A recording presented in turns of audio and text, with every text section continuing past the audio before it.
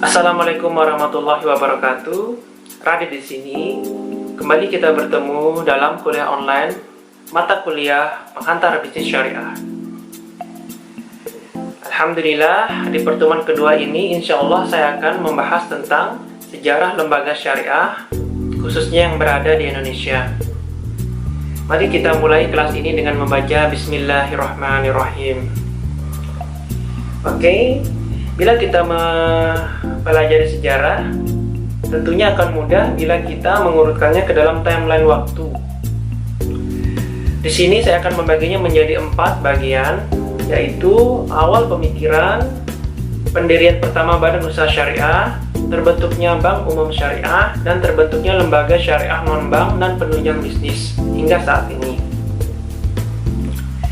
Yang pertama, awal pemikiran kenapa harus syariah.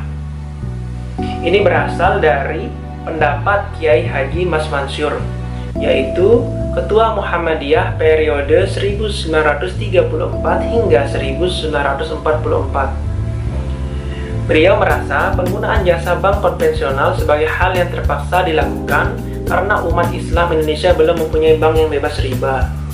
Lalu muncul lagi ide di tahun 1970 yang menyatakan riba hukumnya haram, bank dengan sistem riba hukumnya haram, bunga bank dikategorikan sebagai mutasyabihat, dan perlu diusahakan terwujudnya lembaga perbankan yang sesuai kaidah Islam. Jadi di zaman dulu bank itu berasal dari Belanda awalnya, dan memang memakai sistem konvensional, dan itu jelas riba. Lalu muncullah pemikiran-pemikiran dari para tokoh saat itu, apalagi tokoh Islam, mengenai bank yang bebas riba. Lalu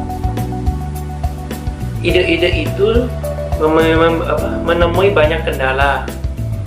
Pertama dari segi ketentuannya, yang kedua dari segi politis. Kalau dari segi ketentuan, konsep bagi hasil tidak dikenal dan diatur dalam Undang-Undang Perbankan yang tertuang dalam Undang-Undang Perbankan Nomor 14 Tahun 1967.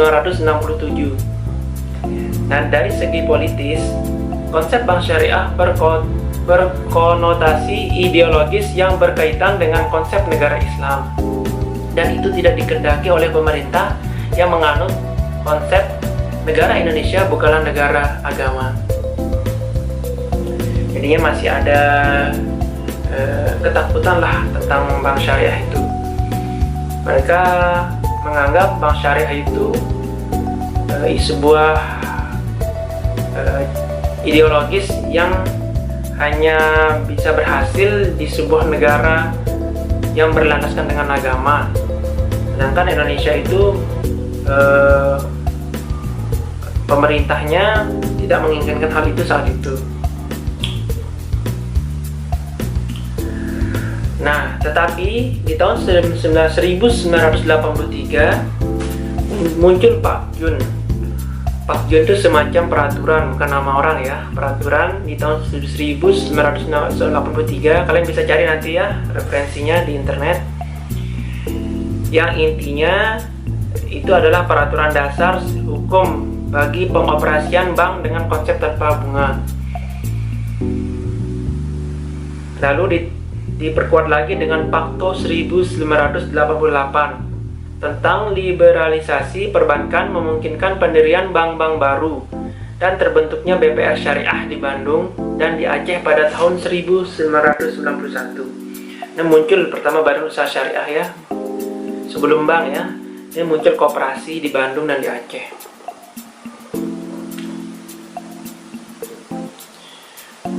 Nah, baru di tahun 1992 terbentuklah Bank Umum Syariah yang pertama, yaitu Bank Muamalat. Ya, Bank Muamalat adalah Bank Umum Syariah pertama yang ada di Indonesia.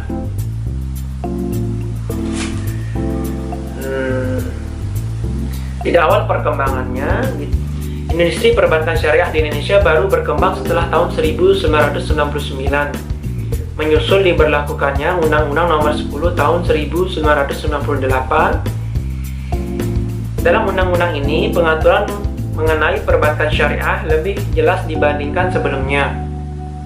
Undang-undang ini telah mengakui dengan tegas keberadaan bank syariah. Nah, undang-undang ini pun telah memberikan arahan dan pengaturan bagi bank-bank konvensional yang berkeinginan untuk membuka cabang syariah atau mengkonversikan diri secara total menjadi bank syariah.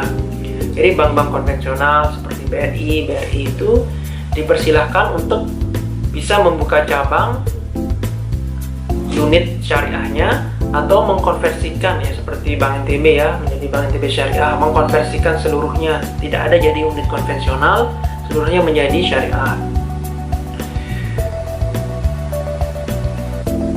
Lalu Undang-Undang Nomor 10 Tahun 1998 itu mengalami perubahan di tahun 2008 dengan disahkannya Undang-Undang Nomor 21 Tahun 2008 tentang perbankan syariah. Dengan ada undang-undang ini, maka keberadaan perbankan syariah secara hukum semakin kuat. Nah, tadi kita balik lagi di tahun 1992 hingga 1999 itu perbankan syariah kan muncul dan baru berkembang. Nah, dengan munculnya perbankan syariah ini memicu lahirnya lembaga-lembaga syariah lainnya. Di sini bisa kita lihat, ya, saya akan tampilkan nanti di sini. Bank syariah itu memicu munculnya lembaga-lembaga syariah non-bank lainnya. Nanti akan saya tampilkan di sini, ya.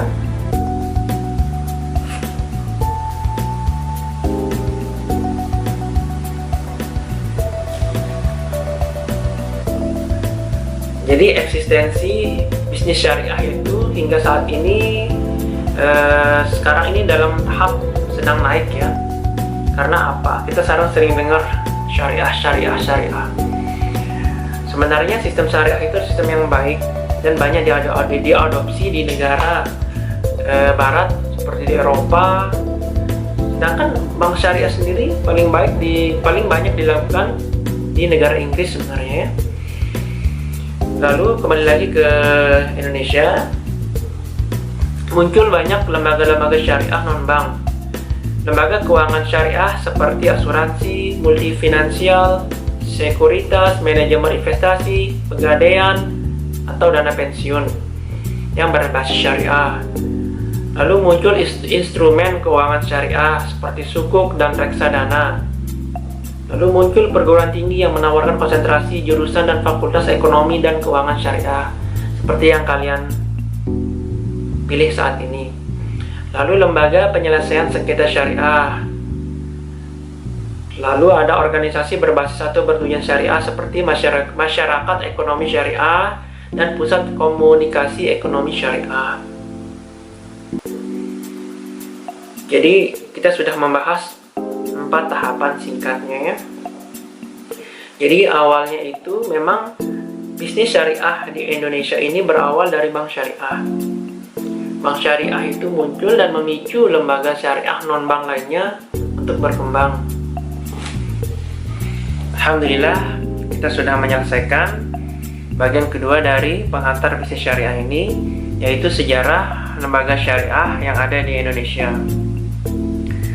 Untuk lebih mematangkan materi ini, saya akan memberikan tugas dalam bentuk makalah yang pertanyaannya dan ketentuannya akan saya tampilkan. Saya harap rekan-rekan semua dapat mengerjakan tugasnya dengan baik dan sesuai dengan ketentuan. Karena di samping dari bobot tugas ini adalah sangat tinggi untuk nilai akhir, tugas ini sengaja saya selalu berikan untuk melatih penulisan dari rekan-rekan semua. Saya harap tugas bisa dikerjakan dengan baik. Tidak ada pertanyaan, kerjakanlah sesuai ketentuan yang ada di dalam video ini. Dan bila ada pertanyaan, misalkan pertanyaan tentang materi ada yang belum jelas atau ingin ditanyakan, silahkan email.